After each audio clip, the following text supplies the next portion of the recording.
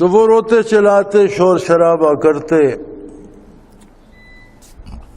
رات پڑ گئی تو والد گرامی کے پاس پہنچے اور کہنے لگے ابا جی آپ تو یوسف سے بڑا پیار کرتے تھے اور آپ کی محبت غالب آئے گی، آپ ہماری بات، ہم سچے بھی ہوں گے تو کیا مانیں گے، آپ تو اعتبار نہیں کریں گے۔ لیکن ہوا یہ کہ ہم مسابقت میں دوڑنے لگے، کون آگے نکلتا ہے، مقابلے میں دوڑنے لگے اور ہم دور نکل گئے۔ یوسف علیہ السلام سامان کے پاس تھے، بھیڑیا آیا اور انہیں کھا گیا، اور ہم یہ ان کا کرتا لائے ہیں، جاؤ بقمیصہ ہی جاؤ علی قمیصہ بدم کذب، خون آلود کرتا لائے ہیں۔ تو خون تو جھوٹ موٹ کا لگا ہوا تھا، کسی جانور کا تھا یا بکرے کا تھا یا کس کا تھا۔ تو انہوں نے دیکھ کر، کرتے کو دیکھ کر اندازہ لگایا کہ عجیب جانور ہے، عجیب درندہ ہے کہ انسان کے بچے کو تو چیر پھاڑ کے کھا گیا لیکن کرتے کو پھٹنے نہیں دیا، کرتا درندے نے کیسے اتارا؟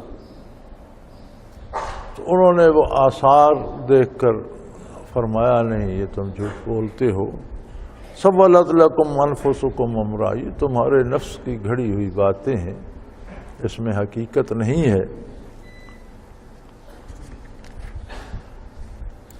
لیکن اب ہو کچھ نہیں سکتا، میں کیا کر سکتا ہوں؟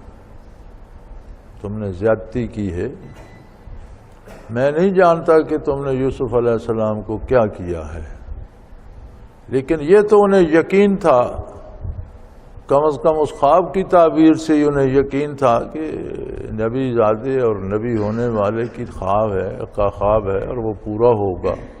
تو اس طرح سے بھیڑیا کھا گیا، تو جو اللہ کریم نے انہیں بشارت دی تھی وہ اس کا کیا ہوا؟ یہ جھوٹ بولتے ہیں۔ لیکن اب میرے اختیار میں صرف یہ ہے فصبر جمیل، اب میرے لیے صبر ہی بہترین راستہ ہے۔ اب میں شکوہ بھی کروں تو کس سے کروں کہ میرے دست و بازو تو تم ہی تھے، میری اولاد تھے، 10 بھائی تھے، نوجوان تھے، اور تمہارا چھوٹا بھائی تھا، تمہیں چاہیے تھا اس کی حفاظت کا حق ادا کرتے، کوئی بھیڑیا آتا تو تمہیں زخمی کرتا، اس تک نہ پہنچنے دیتے۔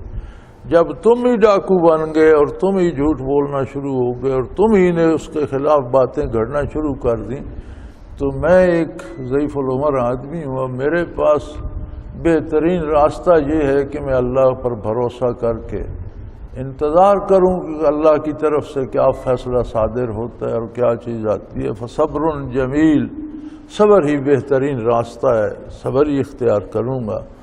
واللہ المستعان علی ما تصفون، اور جو باتیں تم نے گھڑ لی ہیں ان پر اللہ ہی میری مدد فرمائے گا۔ میں تمہاری شکایت بھی لے کر کس کے پاس جاؤں؟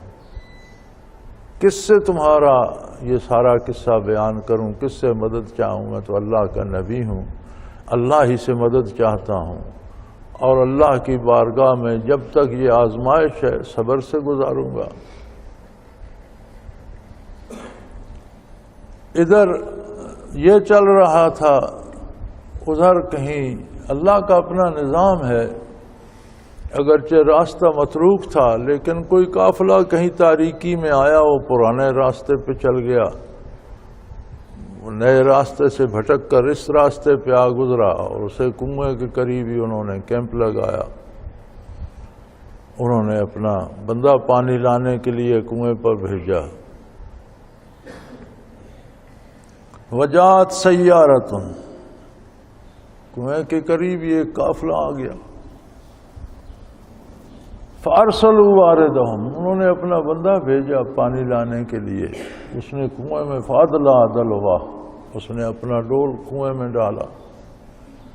یوسف علیہ السلام بحکم الہی اس ڈور میں بیٹھ کے، وہ جب ڈول وزنی ہو گیا تو نے سمجھا پانی سے بھر گیا، اس نے کھینچنا شروع کر دیا، لیکن وہ بڑا زور لگا کہ اس نے کھینچا۔ بڑا حیران ہوا کہ پانی اتنا وزنی ہے، اتنا وزن ہے پانی میں، ظاہر ہے اب ایک ڈول پانی سے تو ان کا وزن زیادہ ہی ہوگا، لیکن جب اس نے اوپر کھینچا اور دیکھا تو اس کی آنکھیں چندی آ گئیں۔ اتنا خوبصورت نور کا پیکر ڈھلا ہوا ایک بچہ اس میں بیٹھا ہے، قالا یا بشرا ھذا غلام، وہ کہنے لگا سبحان اللہ، یہ بڑی خوشی کی بات، اس سے بڑھ کر اور خوشی کیا ہوگی، اتنا خوبصورت بچہ۔ بردہ فروشی کا زمانہ تھا، بچوں کو اغوا کر کے بیچ دیتے تھے، تو کہنے لگا یہ تو کوئی بادشاہ ہی خریدے گا، یہ تو کروڑوں روپے دے جائے گا، جو بہت بڑی دولت، بڑا خزانہ ہاتھ لگ گیا۔ وَأَسَرُّوهُ بِضَاعَةً، اس نے کہا یہ تو نری دولت ہے، اس نے چھپا لیا، اس نے اپنے قافلے والوں سے بھی چھپا لیا کہ کوئی میرے ساتھ شراکت داری نہ کرے۔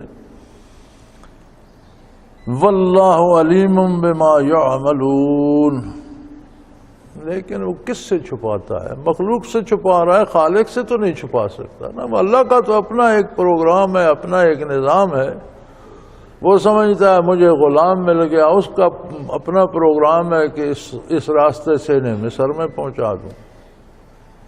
انہوں نے غلام بنا کر بیچا، اس نے سلطان بنا دیا، اس کی اپنی حکمت ہے، اس کے اپنے کام ہے، اس کا اپنا ایک پروگرام ہے۔